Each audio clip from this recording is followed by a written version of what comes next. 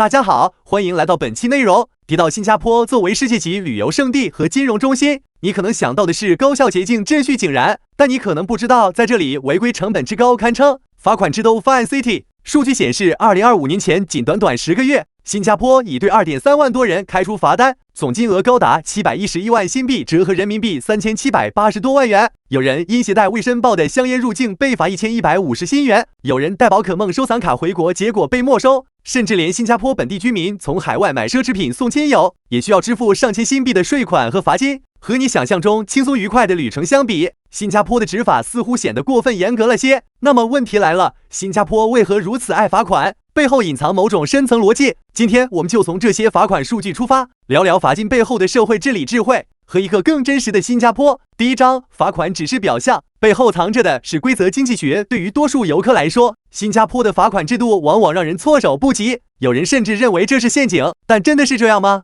事实上，新加坡拥有全球最透明的税收体系之一，以低税率加高效率闻名。而这种系统为了维持税制的公正与稳定，必须依赖严格执行和极低的规则容忍度。罚款的存在不是为了针对某个具体行为，而是为了维护整个信任体系的一部分。其核心在于保护一种社会契约，每个人的守规矩都会换来更低税率、更高的社会福利以及更公平的环境。这种信任交易成本的模式是新加坡这样一个高度开放的消费型国家的必要保障。如果规则执行松散，边境漏洞频发，不仅会导致税收流失，更会威胁国家的经济秩序与财政安全。因此，针对旅客和居民的处罚看似冷酷，其实是在保护制度，尤其是对于像新加坡这种高度依赖国际贸易和旅客消费的国家，更显得意义重大。第二章，巨大的口岸压力下，新加坡为何不允许侥幸？你很可能会问，新加坡为什么对罚款如此执着，甚至显得有点斤斤计较？这其实和新加坡的地位有关。这里是全球航运与旅游中心，拥有世界顶级的樟宜机场，今年旅客吞吐量接近5000万人次，几乎是新加坡总人口的9倍。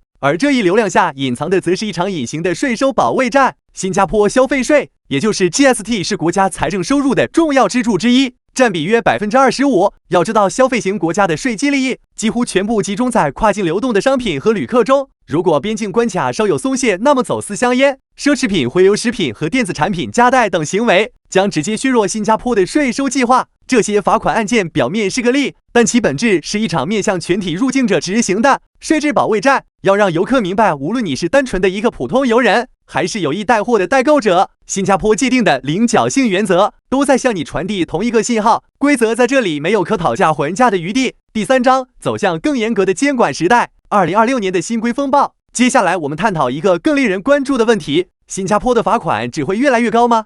答案是肯定的。实际上，新加坡已经在筹备2026年的全新规则变革。这次变革提出了一个更严厉的执法模式，未来未申报物品会默认被认为是恶意违规。相比现在的查到裁罚，未来甚至可能在入境时直接根据你的申报与携带物品的实际差异来判断是否逃税。这意味着罚款不再局限于被发现后的处罚，而是更加强调预防性审查。这项规则的推出并非偶然，未来几年，新加坡将在税制改革中将消费税率稳定逐步上调至 9%， 用以覆盖国家建设和基础服务的开支。同时，贸易洗钱和跨境资金流动等问题也将成为新政策打击的核心。因此，严格的边境检查与罚没形式只会变得越来越普遍。第四章，罚款与公平，新加坡居民也不例外。很多人误以为罚款仅针对游客，是一种专门吸金的策略，但事实上，即使是本地居民，如果违反规则，受到罚款的概率也不比游客低。比如一位新加坡居民在欧洲购买了上万元的奢侈品手提包回国，虽然是私人购买用于赠送亲友的，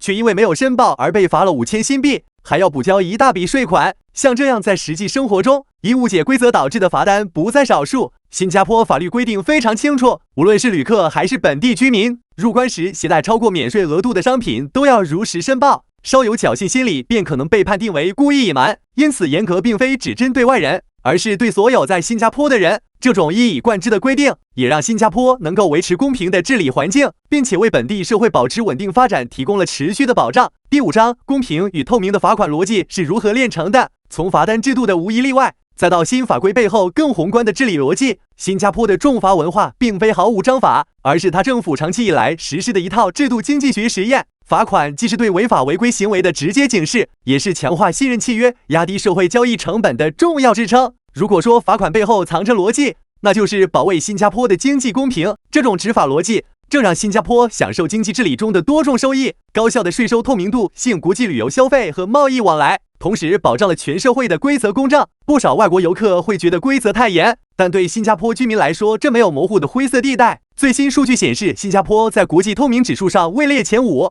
而这种制度信任感使得本地人更能理解规则，并愿意接受被罚款的可能性。罚款背后是一套值得深思的治理哲学。回顾新加坡的罚款规则，看似严厉的制度背后，其实是其核心竞争力所在。极高的透明度对边境管理的精益求精，以及对公平制度的保护，正是这种努力，新加坡成为了全球金融中心、消费枢纽和游客天堂。罚款表面是肆意重手，但其实是这座城市保持高效运转的关键因素之一。最后一个问题留给大家：既然罚款已经渗透到新加坡的治理文化中，你觉得这种零容忍执法模式未来会延展到哪些领域？欢迎在评论区分享你的看法。